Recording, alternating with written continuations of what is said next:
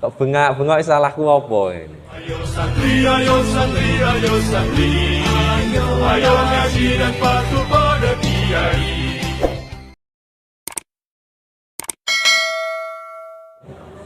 Assalamualaikum warahmatullahi wabarakatuh. Bismillahirrahmanirrahim. Faslun utawi iki ku pasal syurutul iqtida'i utawi pira-pira syarate anut dadi makmum. Iku adamu taqaddumihi, ora anane majoni sapa makmum alal imamihi ing ngatasé imame makmum bi akibin kelawan tungkae. Jadi syaratnya sebagai seorang makmum yaitu yang pertama tidak boleh lebih maju tumitnya daripada tumitnya imam. Tumit niku napa? Tungkak.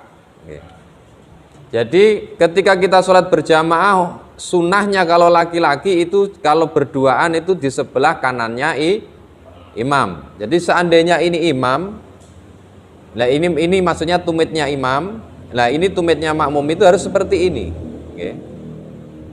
Jadi nggak boleh sejajar apalagi sampai lebih maju daripada tumitnya imam. Jadi ketika makmum kok tumitnya lebih maju daripada tumitnya imam, maka sholatnya batal. Bismillahirrahmanirrahim. Wa niyatul iqtida'i bil imami, lan niat manut kelawan imam al hadiri kang nyoto, al hadiri ma'at taharrumin kang nyoto ana ing dalem sartane takbiratul ihram. Wa syuritalan den syaratake fi jum'atin ing dalem salat Jumat. Niyatu imamatin, apa niat dadi imam, mahu ing dalem sartane taharrum, wahia utawi niat imam iku sunnatun sunnah fi ghairiha ing dalem liyane Jumat. Jadi syaratnya lagi menjadi seorang makmum yaitu niat menjadi makmum, niat mengikuti imam. Jadi ketika kita menjadi makmum itu ketika takbiratul ihram itu harus ada niat makmuman lillahi ta'ala. Jadi ketika kita Allahu Akbar itu berarti dalam hati saya niat sholat maghrib makmum karena Allah. Saya niat sholat maghrib 3 rakaat makmum karena Allah. Harus disebutkan makmumnya di dalam hati kita ketika takbiratul ihram. Akan tetapi bagi seorang imam itu menyatakan imam lillahi ta'ala itu hukumnya sunnah. Jadi ketika makmum itu tidak menyebutkan makmum lillahi ta'ala, maka makmum tersebut sholatnya batal atau tidak sah. Akan tetapi ketika menjadi imam tidak menyebutkan imaman lillahi ta'ala, maka tetap sah sholatnya. Akan tetapi orang yang menjadi imam kok tidak menyebutkan imaman lillahi ta'ala, sholatnya sah, akan tetapi tidak mendapatkan pahala jamaah. Jadi sholatnya nggak oleh pahala jamaah. Wa syurita fi jum'atin niyatu imamatin. Kecuali pada hari Jumat, kecuali ketika menjadi imam sholat Jumat, maka imam hukumnya wajib niat imam lillahi ta'ala. Jadi ketika sholat Jumat kok imam itu tidak niat imam lillahi ta'ala, maka sholatnya imam tidak sah. Karena niat itu posisinya di dalam hati, maka makmum tidak tahu, kan gitu. Nah, maka ketika terjadi seperti itu, sholatnya imam nggak sah, tapi sholatnya makmumnya malah sah, kan gitu. Itu khusus untuk hari Jumat. Tapi selain hari Jumat, imam itu menyatakan di dalam hatinya imam lillahi ta'ala, itu hukumnya sunnah. Bismillahirrahmanirrahim. wa ilmuhu lan syarate weruhe makmum bingti qolatil imami kelawan ngolah ngaliye imam. Nggih. Syaratnya lagi menjadi seorang makmum itu harus tahu gerak-geriknya imam. Nggih. Makmum itu harus tahu gerak-geriknya imam, baik dengan cara melihat gerakannya imam ataupun dengan cara mendengarkan suaranya imam. Jadi kalau kita nggak tahu gerak-geriknya imam, ya berarti sholat kita nggak sah. Tapi maksudnya ketika kita berjamaah loh yang dimaksud di sini. Okay. Makanya ketika kita sholat berjamaah itu memakai pengeras suara, okay, itu hukumnya mubah apa bid'ah? Okay. Jadi ketika kita sholat berjamaah memakai pengeras suara atau mic, itu hukumnya mubah lain bid'ah. Hukum mubah itu bisa berganti hukum ketika situasi dan kondisi tertentu. Jadi memakai pengeras suara ketika sholat berjamaah itu hukumnya mubah. Mubah itu apa? Pakai mic, pakai pengeras suara, nggak pakai pengeras suara, nggak apa-apa. Itu mubah. Akan tetapi ketika kita sholat berjamaah, contoh kayak di Langgar ini, ketika imamnya itu tidak pakai mic, orang yang di belakang sana nggak kedengaran. Tapi orang yang di belakang sana kan bisa melihat gerakan orang yang di depannya, kan gitu. Jadi sholatnya sah-sah mawon. Akan tetapi ketika orang yang di belakang situ, ketika imam itu nggak memakai pengeras suara, kok nggak kedengaran, maka imam memakai pengeras suara itu hukumnya sunnah. Karena apa? Sebagai makmum itu ketika mendengarkan bacaan Fatihahnya imam itu hukumnya sunnah. Jadi kalau imamnya nggak pakai pengeras suara kan nggak sampai kedengaran makmum. Karena menjadikan sunnahnya seorang makmum, maka memakai pengeras suara itu hukumnya sunnah. Dan bahkan memakai pengeras suara ini bisa hukumnya menjadi wajib. Ketika apa? Ketika kita sholat berjamaah dan makmumnya itu mamanya di Langgar Al-Fajar sini. Makmumnya itu sampai ke tempatnya Pak Narto sana. Kan gitu. Oke.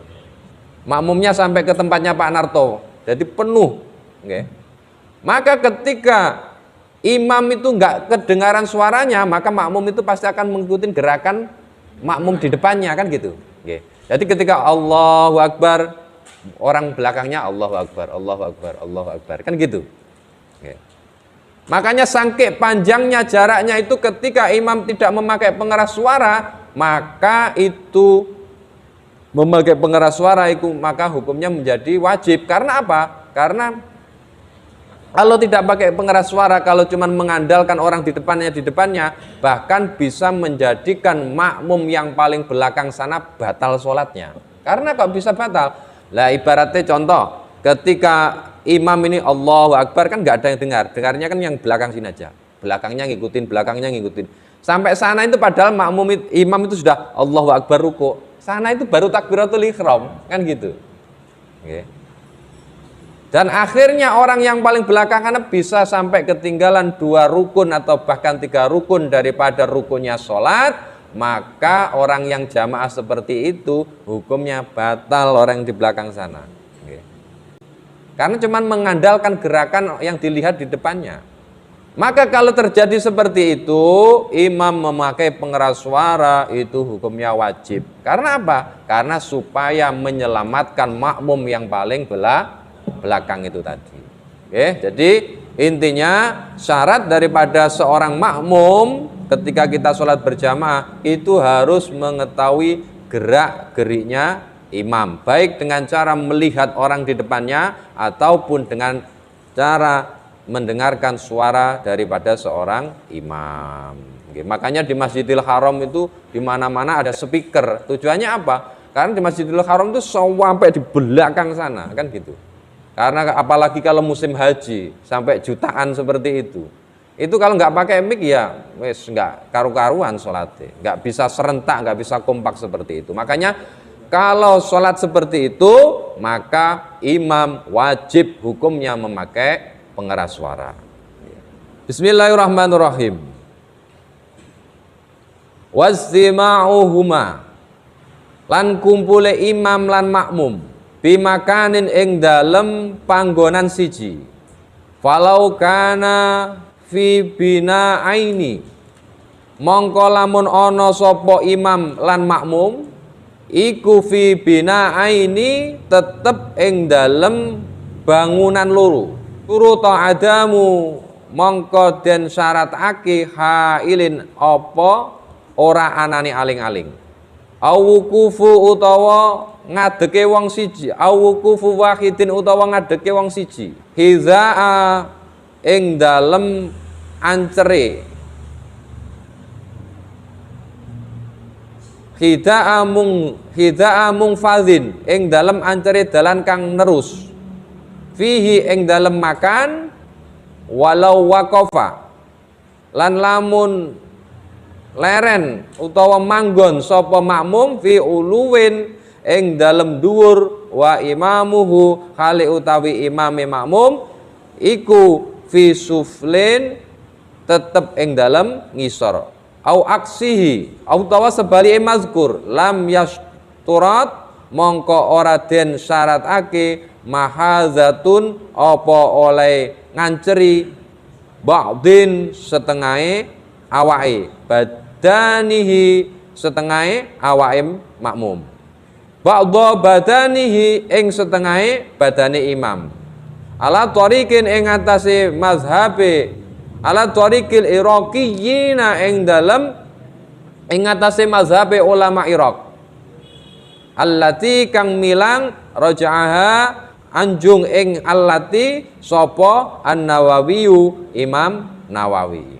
Jadi diantara syaratnya lagi menjadi seorang makmum itu harus berkumpul antara makmum dan imam. Di sini diterangkan walaupun itu berbeda tempat itu contohnya kayak di Langgar itu ada atas ada bawah atau sebaliknya imam di atas atau makmum di bawah. Hal seperti itu tidak masalah. Yang penting itu ada jalan atau jalur terusan, dan tidak ada yang menghalangi. Contoh kayak masjid atau langgar itu kalau tingkat biasanya ada seperti ini, lubang seperti ini. Nah makanya kayak di Jawa itu kalau masjid atau musola itu identik pasti di shop yang paling depan itu ada pintunya. Walaupun seandainya yang kalau masjid, walaupun tidak ada tembusannya, kalau itu sholatnya di masjid, sebetulnya sah-sah aja, sah-sah aja. Akan tetapi lebih hati-hatinya orang dulu itu pasti di shop yang paling depan itu pasti ada pintu. Di masjid-masjid, masjid-masjid di Jawa itu rata-rata shop yang paling depan kanan kiri itu pasti ada pintu. Tujuannya apa? Supaya orang yang sholat di luar itu nyambung, pintu itu dibuka walaupun sedikit. Jadi antara makmum yang di dalam dan di luar ataupun di atas di bawah itu nyambung semua. Jadi yang intinya tidak ada penghalang. Apalagi kalau mamanya ini ditutup rawapet, terutama musola atau langgar, itu ketika ada orang yang jamaah di luar, ya usahakan yang paling depan ini dibuka walaupun sedikit. Tapi kalau masjid nggak apa-apa, kan gitu. Masjid itu dari bawah sampai atas ya tetap namanya termasuk kategori masjid, itu nggak apa-apa. Contoh kayak di Masjid At-Taqwa, itu nggak apa-apa. Jadi intinya ketika kita menjadi makmum itu harus satu tempat dengan imam.